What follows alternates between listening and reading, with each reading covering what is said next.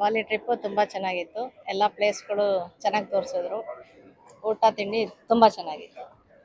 ನಿಮ್ ಮತ್ತೆ ಒಂದು ನಮಗೆ ಸಪ್ರೇಟಾಗಿ ಒಂದು ಯಾವುದೋ ಇದರಲ್ಲಿ ಬಂದಂಗೆ ಆಗಲಿಲ್ಲ.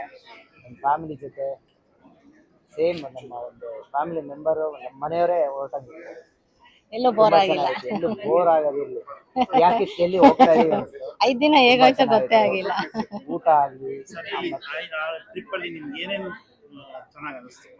ಲೈಕ್ ಹೋಟೆಲ್ಸ್ ಆಗಿರ್ಬೋದು ಅಥವಾ ಸೈಟ್ ಸೀಯಿಂಗ್ ಪ್ಲೇಸಸ್ ಎಲ್ಲ ಹೇಗಿದೆ? ಹೋಟೆಲ್ ಅಂತೂ ನಂಬರ್ 1. 5 ಸ್ಟಾರ್ ಹೋಟೆಲ್ಗಿಂತ ಇನ್ನೂ ಸ್ವಲ್ಪ ಒಂದು ಲೆವೆಲಲ್ಲೇ ಬೇರೆ ಇದೆ.